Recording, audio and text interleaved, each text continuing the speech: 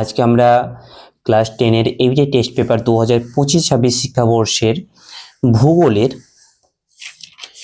ভূগোলের 323 পাতার যে সকল প্রশ্নগুলো আছে সেই সকল প্রশ্নগুলো নিয়ে আলোচনা করব।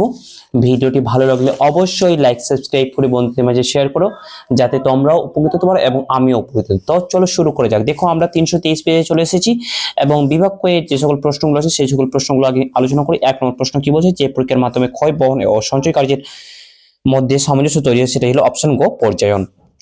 তারপর 2 নম্বর প্রশ্ন, প্রবল উত্তাল জলরাশি যখন নিচের দিকে নেমে আসে তখন তাকে কি বলে, অপশন খ, ক্যাটারাক্ট বলা হয়। তারপর 3 নম্বর প্রশ্ন, পার্বত্য হিমবাহের পৃষ্ঠদেশে সৃষ্টি গভীর ফাটলগুলিকে কি বলে, অপশন খ, ক্রেভাস। 4 নম্বর প্রশ্ন, জিওস্ট্রপিক বায়ু প্রবাহিত কোন স্তরে, না স্ট্রেটোস্ফিয়ারে। তারপরে 5 নম্বর প্রশ্ন, বায়ু মধ্যস্থিত জলীয় বাষ্প যে উষ্ণতায় সম্পৃক্ত হয় তাকে কি বলা হয়, শিশিরাঙ্ক বলা হয়। তারপরে 7 নম্বর প্রশ্ন কি বলছে, 6 নম্বর প্রশ্ন, উষ্ণ সমুদ্র সৈকত ও শীতল সমুদ্র সৈকত যেখানে মিলিত হয় তাকে হিম প্রাচীর বলা হয়। 7 নম্বর প্রশ্ন, ল্যান্ডফিল থেকে উৎপন্ন গ্যাস কোনটি, অপশন গো, মিথেন। 8 নম্বর প্রশ্ন, ভারত থেকে প্রেরিত কৃত্রিম উপগ্রহ হলো IRS। তারপরে হচ্ছে 9 নম্বর প্রশ্ন, নিম্নলিখিত রাজ্য ভেঙে তেলেঙ্গানা রাজ্যের সৃষ্টি হয়েছে কোন ঋতু, না অপশন খ, অন্ধ্রপ্রদেশ। 10 নম্বর, ভারতের পশ্চিমে দেখা যায়, অপশন ঘ, শীতকালে। লেটেরাইট মৃত্তিকা দেখা যায়, অপশন খ, পশ্চিমঘাট পর্বতের পশ্চিম ঢালে। 12 নম্বর প্রশ্ন, উত্তরে শ্রীনগর থেকে দক্ষিণে কন্যাকুমারীকে যুক্ত করা দ্রুতগামী সড়ক যোগাযোগ পরিকল্পনার নাম হলো অপশন খ, সোনালী চতুর্ভুজ। তারপরে 13 নম্বর প্রশ্ন, ভারতের কেন্দ্রীয় কফি গবেষণাগারটি অবস্থিত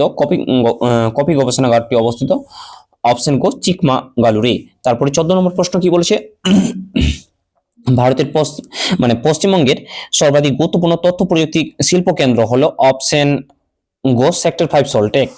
তারপরে হচ্ছে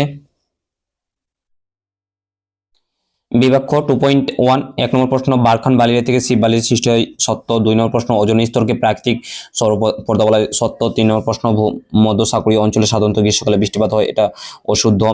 তারপরে 4 নম্বর প্রশ্ন, সূর্য, চাঁদ, পৃথিবী, সৌররেখীয় অবস্থানকে সিজিকে বলে, শুদ্ধ।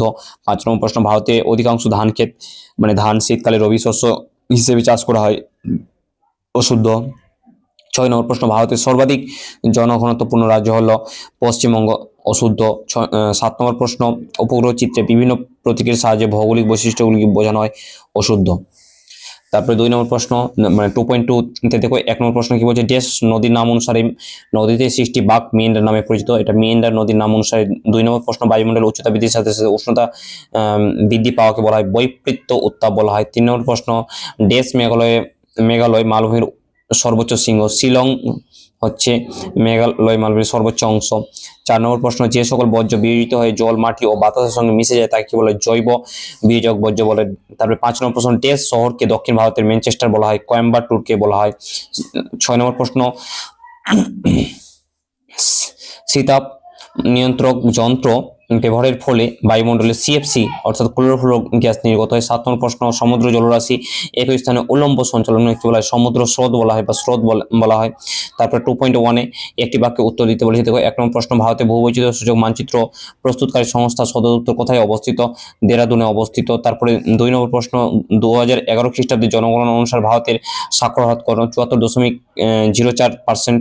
তারপর 3 নম্বর প্রশ্ন, ভারতের বৃহত্তম বিমান পথ নির্মাণ সংস্থাটার নাম কি, HAL অর্থাৎ হিন্দুস্তান এরোনটিক্স লিমিটেড এর পুরো নাম HAL। তারপর হচ্ছে 4 নম্বর প্রশ্ন, ভারতের কোন রাজ্যে দক্ষিণ পশ্চিম মৌসুমী বায়ু সর্বপ্রথম এসে পৌঁছে, সেটা হচ্ছে কেরালা রাজ্যে। কোন রাজ্যে, কেরালা রাজ্যে। তারপরে 5 নম্বর প্রশ্ন, কঠিন বর্জ্য পদার্থের সবচেয়ে বড় উৎস কোনটি, এটা হবে গৃহস্থলী বা পৌরসভার বর্জ্য। তারপরে 6 নম্বর প্রশ্ন, কোন স্রোতের প্রভাবে জাপান উপকূল উষ্ণ হয়ে থাকে, এটা কুরোশিয়া স্রোতের প্রভাবে। 7 নম্বর প্রশ্ন হচ্ছে, মেঘাচ্ছন্ন কোন এককে প্রকাশ করা হয়, অক্টা এককে প্রকাশ করা হয়। তারপরে 8 নম্বর প্রশ্ন, নদীর বাকির সঞ্চয় কি বলা হয়, বিন্দু বার নামে পরিচিত। তারপরে 2.4 এ দেখো বাম দিকের সঙ্গে ডান দিক, মেটারন থেকে কি হবে, আলপস হয়ে যাবে। তারপরে কাতার থেকে কি হয়ে যাবে, মিশর হয়ে যাবে। খাড়ি থেকে কি হয়ে যাবে, খাড়ি থেকে হয়ে যাবে প্রস্ত নদীর মোহনা। গ্র্যান্ড ক্যানিয়ন থেকে কি হবে, কলোরাডো নদী। ঠিক আছে, তাহলে আজকে এই পর্যন্ত।